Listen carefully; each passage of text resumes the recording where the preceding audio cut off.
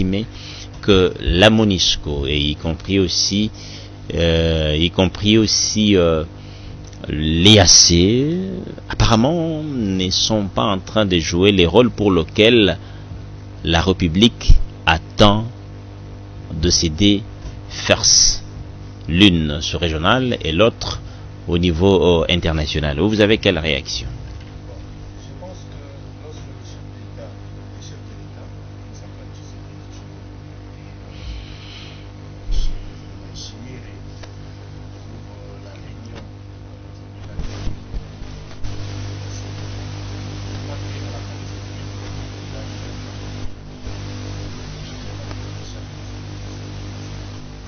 Est-ce que c'était à son niveau de le faire, ou bien il devrait automatiquement, comme dans les quatre mécanismes, en parler aux côtés de tous ces mondes, afin qu'une décision soit prise dans ce sens-là? Je pense qu'en observant le comportement du chef, ça signifie tout simplement qu'il en a marre.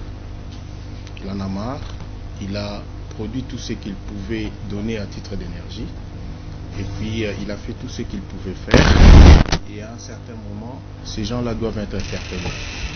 Vous vous souvenez de la somalisation? Les Américains sont arrivés en pompe, mais ils sont partis déchiquetés. C'est pour dire tout simplement que si nos amis de Eastern African Community sont venus pour nous aider, pour mettre fin à cette chaîne de violence qui se passe à l'Est, à un certain moment, vous savez, Laurent Désiré Kabila disait que la population est appelée à se prendre en charge. Mais là aussi, il y a des leçons ou des orientations à donner à notre population, parce que les gens qui convoitent nos ressources ont mis en place un système de chaos organisé. C'est ce que disait le feu Mwanda Zamboko pour parler de la théorie du complot et du chaos. C'est-à-dire, comme nous l'avions toujours dit, que le chaos ne profite pas à la RDC. Lorsque nous ne sommes pas organisés, lorsque nous vivons dans un désordre organisé, en ce moment-là, ce sont les ennemis du pays qui en tirent profit. Alors, il peut y avoir manifestation, mais on doit éviter les débordements, parce que ça donnerait la force aux gens qui cherchent à piller notre pays, entre autres le Rwanda. Donc automatiquement, vous tombez d'accord avec les généraux qui sont dépêchés dans le coin, qui estimaient qu'il ne fallait pas manifester comme vous le faites là, sinon automatiquement vous êtes en train de jouer les jets de l'ennemi.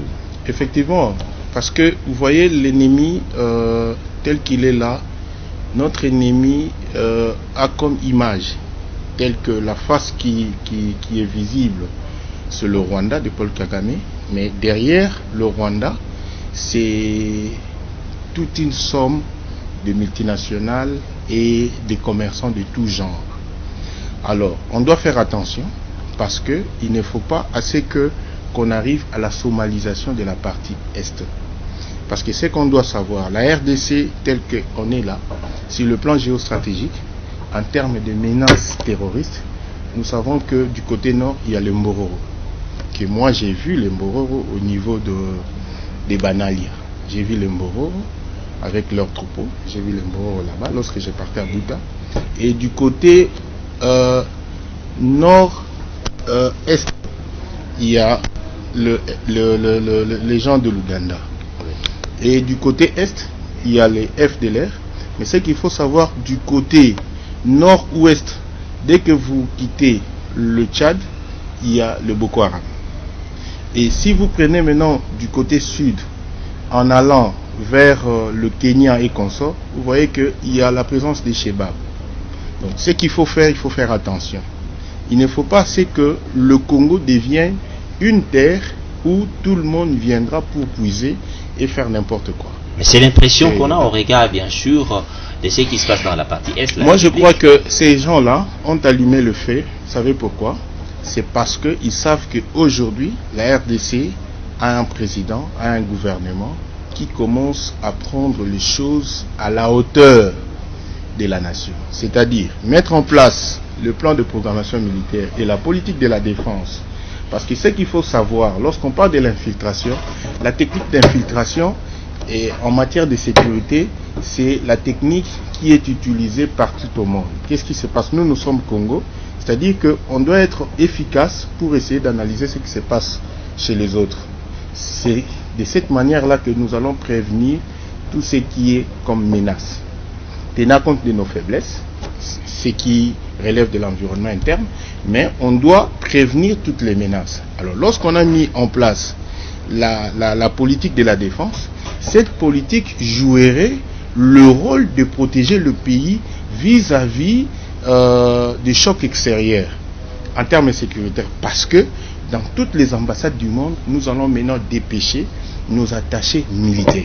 Parce que ce sont les attachés militaires, lorsque dans la gestion de l'information, dans le secteur des renseignements, c'est eux qui vont maintenant aider le pays à prendre des précautions pour faire face à tout ça. Alors, il n'y a pas 2 mois que le ministre de la Défense a mis en place la politique de la défense selon la vision de son Excellence, Monsieur le Président de la République.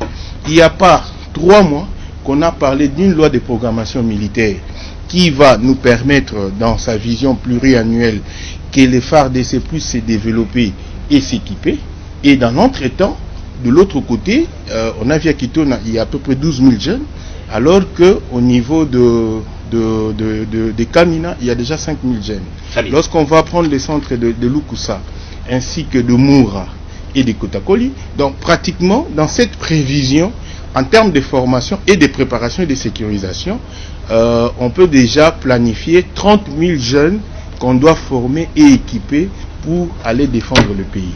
Alors, oui, ce qu'il faut savoir pour chuter, il faut dans toute chose qu'on doit faire mettre en place un modèle économique lié à la guerre. Parce que la théorie, la logique des guerres préventives, c'est ce qu'utilisent les États-Unis. Nous sommes une grande nation, plus de 2 400 et quelques millions de kilomètres carrés, 345 000 kilomètres carrés. Je pense que avoir des bases militaires d'abord à l'intérieur du pays pour faire face à nos faiblesses et mijoter avec les attachés de défense, voir comment coordonner les actions pour qu'il n'y ait plus de menaces telles qu'on a vécues lors de l'occupation rwandaise. Très bien, merci. Comment allez-vous réagir au regard de ce que disent certaines personnes que le chef de l'État, Félix-Antoine Tshisekedi, a tort du fait qu'il a fait adhérer la RDC au sein de cette organisation sous-régionale, et parmi nos voisins qui font partie bien sûr de cette organisation ne peuvent jamais jouer ces rôles auxquels la République démocratique du Congo attend d'elle, de plutôt au regard de ce qui se passe dans la partie est de la République, parce qu'il y a toujours un adage qui dit entre un frère et un ami, le choix est clair. Oui, effectivement, parce que tout le monde s'est dit être proche du Congo, s'est dit être ami du Congo. C'était à eux de prouver qu'ils sont amis et frères du Congo. Parce qu'ils sont de l'Est. Ils sont nos voisins de l'Est. Mais il faut savoir que nous pouvons aujourd'hui, parce que le Kenya, c'est 10 milliards de dollars en termes de chiffre d'affaires entre la RDC et le Kenya via le port de Mombasa. Sans parler de Kenya Airways. Si aujourd'hui la RDC disait à Kenya Airways de ne plus fouler ses pieds ici, je pense que cette société-là va fermer. Je connais Kenya Airways, j'ai fait plusieurs vols sur Kenya Airways, j'ai été même Gold, donc je sais ce que je dis. Parce qu'il y a les passagers qui viennent de Kinshasa, de Lubumbashi, et à un certain moment, il y avait des passagers de l'Est. Et les passagers de l'Est, vous verrez que la plupart, c'était des Congolais qui prenaient l'avion via Kigali. Donc, vous voyez que si aujourd'hui, nous, Congolais, avec plus de 100 millions d'habitants, on dit que bon, exploitons maintenant l'Ouest. C'est ainsi que moi, j'ai toujours dit que le chef de l'État s'est ingénié par le fait qu'il a voulu résorber l'équation de l'enclavement du Congo par le projet des 145 territoires. Je sais que ces projets-là dérangent les voisins. Or, nous sommes en train de développer et de construire le port à eau profonde de Banana. Donc, ça signifie qu'aujourd'hui, si nous faisons les calculs de Banana jusqu'à atteindre Kasindi, donc si on emprunte toutes les routes, ça doit être dans le 2700 km. Pourquoi prendre des risques et donner de l'argent à des gens qui nous font souffrir lorsqu'il faut déplacer nos histoires à 2300 à 2400 km? Or, à l'intérieur du pays, nous pouvons réduire la chaîne des dépenses pour que tout ce qui appartient au Congo n'entre que par le Congo central. c'est aussi une façon de créer de l'emploi sur le plan interne. Le chef de l'État leur a fait confiance. Mais non, nous sommes au moment de la redevabilité. Nous nous rendons compte que c'est nous le Congo. Nous donnons, ils nous exploitent. Ils pensent que nous sommes idiots. Nous ne sommes pas idiots.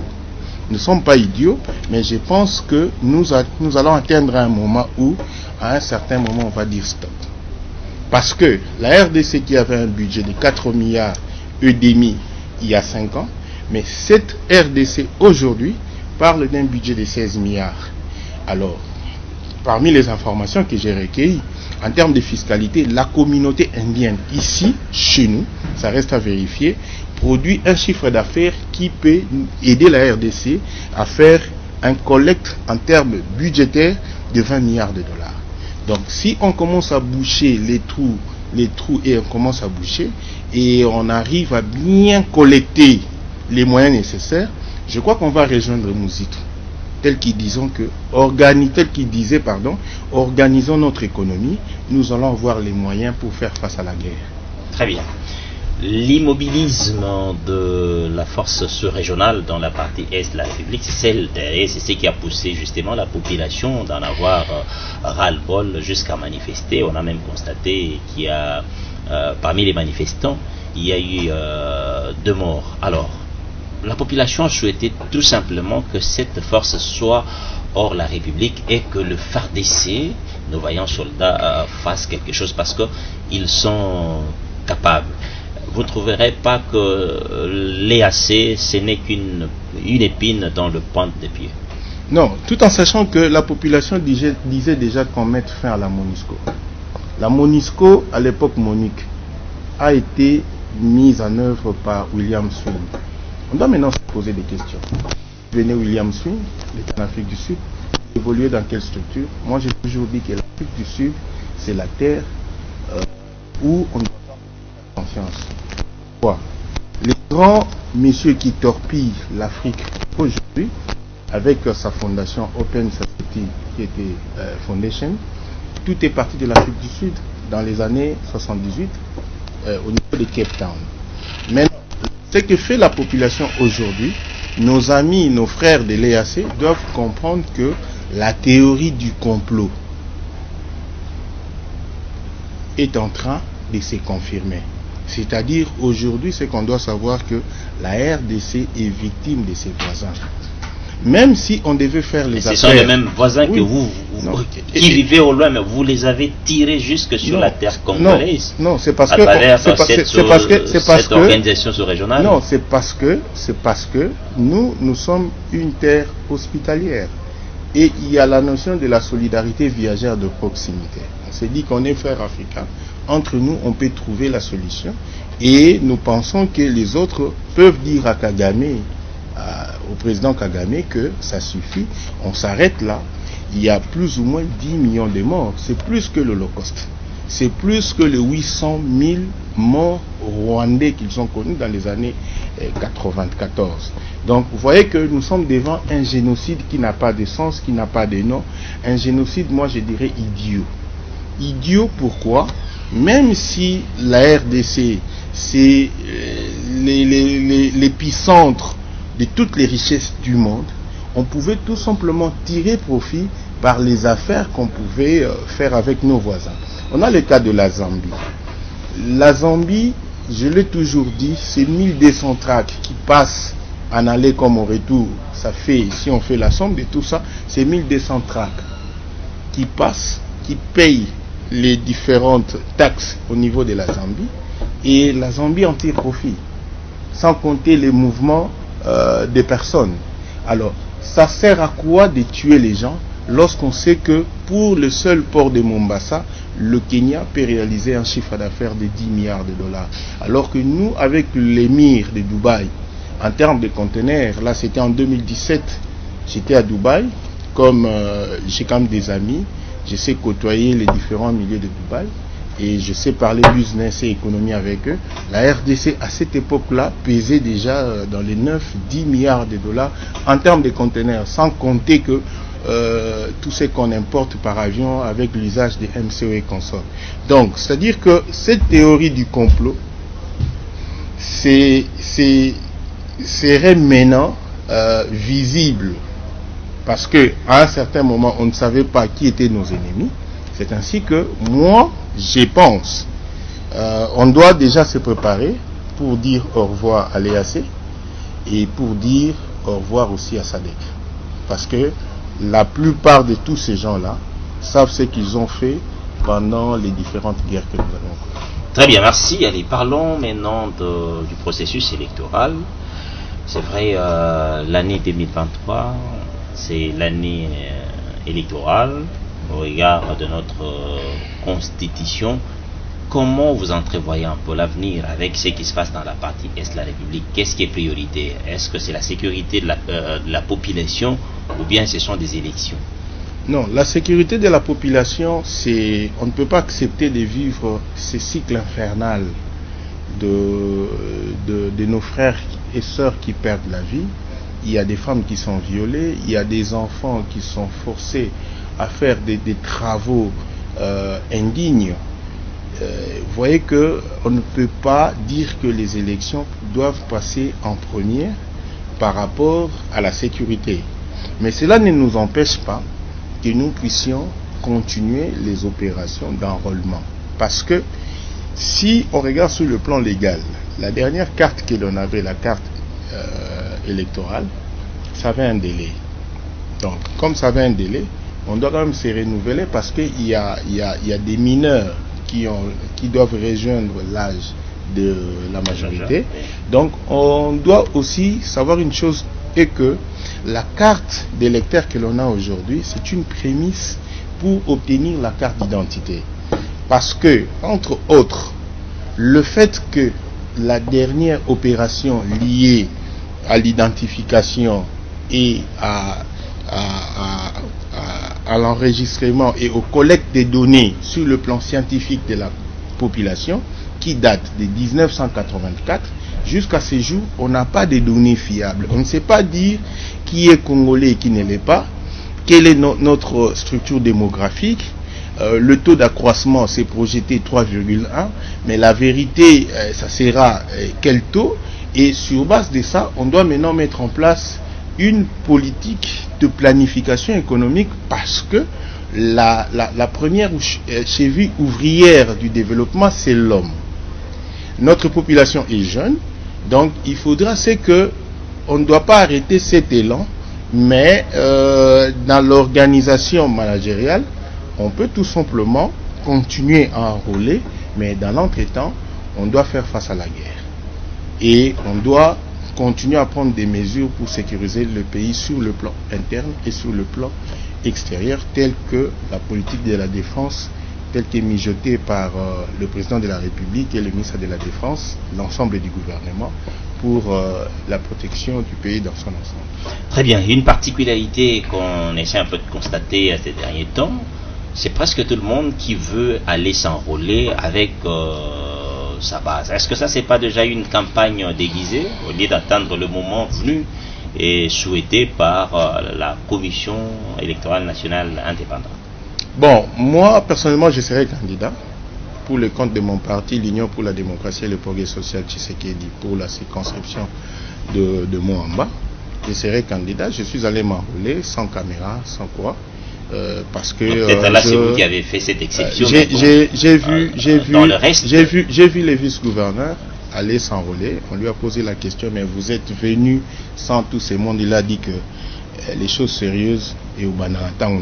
Donc c'est pour dire quoi? On ne peut pas être pressé pour essayer, parce que qu'est-ce qui se passe?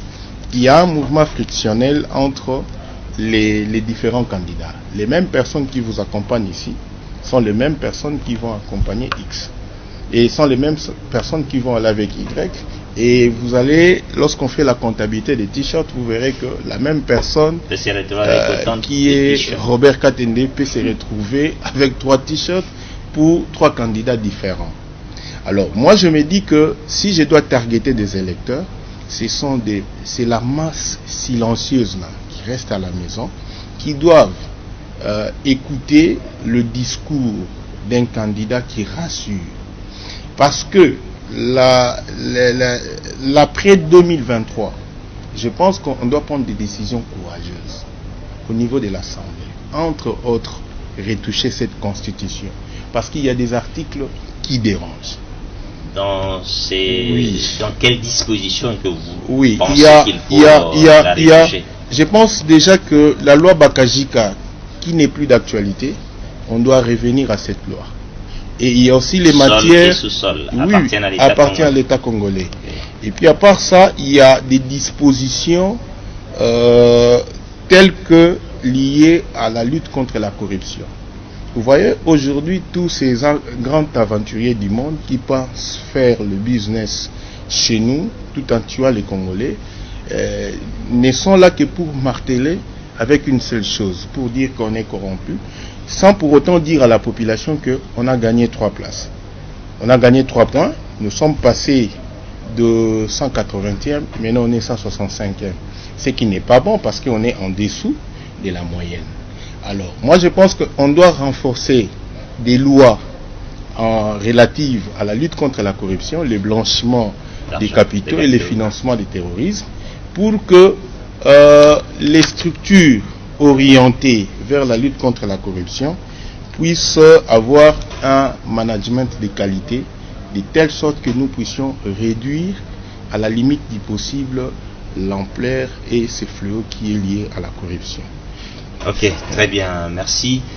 Alors, jusque-là, malgré qu'il y a des enrôlements qui se font ça et là, c'est vrai, malgré qu'on a ouvert un peu cette opportunité également aussi à la diaspora congolaise, mais jusque-là, il y a quand même aussi une frange de la population qui ne croit toujours pas que les élections vont devoir se tenir. Il y a de ceux-là qui pensent qu'il faut encore se retrouver autour d'une table ou carrément que les choses doivent être corrigées au niveau de la CENI. Vous avez... Oui, j'ai suivi monsieur... le monsieur qui est arrêté du PPRD, j'ai perdu le nom. Je l'ai suivi à la télé qui disait que bon, il y a un enrôlement, mais au moment opportun, on va refaire les enrôlements parce que nous, on n'a pas confiance à la CENI. Bon, vous vous souvenez, en 2006, l'IDPS n'avait pas pris part aux élections. Le monde ne s'était pas arrêté. Mais si et seulement si, pour des obligations d'ordre sécuritaire, et que la situation de l'Est ne s'améliore pas, je pense, si nous atteignons les délais relatifs aux élections, là, en ce moment-là, il faudrait recourir à une solution politique. Mais lorsque les opérations se déroulent normalement, je ne vois pas, moi, Patrick Mpiana, encourager un système de dialogue où il y aura partage du gâteau, alors que l'Union sacrée et son gouvernement, sur le plan économique, a fait des exploits. Ce n'est que lorsque il y a eu la guerre, où on a mis en place l'état d'urgence, ce qu'il faut savoir est que lorsqu'il y a un gouvernement, il y a une structure militaire qui gère des espaces de la République, en ce moment-là, toutes les institutions civiles tombent et c'est la loi des militaires qui s'impose. Donc on ne peut plus parler de démocratie ou de gestion collégiale parce que là c'est l'armée qui décide. Donc pour moi, je pense envisager déjà un dialogue, ça peut être une projection, mais néanmoins on doit d'abord essayer de faire le mieux pour qu'il y ait organisation des élections. Alors, c'est ce qui justifie que, pour moi, pour éviter le glissement de 25 jours dans la 3e zone opérationnelle, en principe, la CENI devait mettre en place une équipe de trade, c'est ça le jargon, c'est ça le terme, de trade, pour un déploiement de field au niveau de terrain, pour essayer d'amener les gens qui sont dans la 3e zone à faire le pré-enregistrement sur base du logiciel mis en place. Et là, les gens ne vont pas perdre assez de temps dans les différents bureaux de vote et dans des coins où il y a des problèmes d'électricité, je crois qu'on va gagner en termes de temps. Donc même si on peut parler d'un glissement, mais le glissement ne sera pas si fatal pour la survie de notre État et ces glissements-là ne demanderait pas ce qui est un gouvernement de transition pour qu'il y ait partage équitable comme on a l'habitude de le faire. Donc je pense qu'il faut travailler d'arrache-pied pour éviter de telles situations. Merci, allez, on avance déjà vers la fin de cet échange, mais parlons quand même de la commémoration du 6e anniversaire de la mort d'Étienne Tshisekedi. Rapidement, une réaction de votre part, parce que hier, on a vu, nous étions même sur place, à l'Antélé, là où repose les sphinx des libertés. Rapidement, un petit mot, on a vu pas mal, beaucoup de gens, plusieurs partis politiques, partenaires, et même ceux qui ne sont pas sur les traces, dans la lignée plutôt du tshisekedisme, comme je peux peut-être les dire ainsi. Allez, vous avez quelle lecture et quelle réaction? Bon, moi je pense que le sphinx est un état d'esprit. Actuellement, il n'est plus physiquement avec nous, mais c'est un esprit qui vit. C'est un esprit qui vit parce que c'est lui, le père de la démocratie congolaise. C'est lui. Depuis l'événement des 13 parlementaires, la création de l'Union pour la démocratie et les progrès sociaux, la libération de l'espace politique en 1990 avec le maréchal Mobutu, je crois qu'il a traversé tous les cycles du temps pour que nous puissions avoir cette démocratie. Mais néanmoins, là où on doit savoir, par rapport à la guerre que nous avions, les Sphinx a mis en place le Parlement debout. Le Parlement debout, c'est un endroit qui permet, ou c'est une activité qui permet à ce que nous puissions déplacer l'information politique au niveau de l'environnement politique pour le mettre à la place publique et permettre à la population de comprendre ce qui se passe à la nation, de comprendre comment la nation est gérée. C'est ainsi que pour moi, le Parlement debout, au moment où nous sommes agressés, au moment où il y a une guerre médiatique organisée par les gens qui ont mis en place une politique du chaos, de sensibiliser suffisamment notre population. Donc, Bellarmé Kimboulou, avec ses amis des Parlements debout, doivent faire ce travail. Nous sommes les fédéraux, nous faisons aussi le travail à notre niveau, mais le Parlement debout, je pense que le secrétaire général doit essayer de réactiver le travail des parlementaires debout, mais avec de matières bien structurées, bien organisées, pour que la population soit informée. Au moment où la RDC fait de progrès économiques, c'est au moment où des presses ou bien des médias étrangers essayent d'inculquer aux Congolais des choses qui ne sont pas vraies. Donc, vous voyez que la mise en place du Parlement debout, c'est une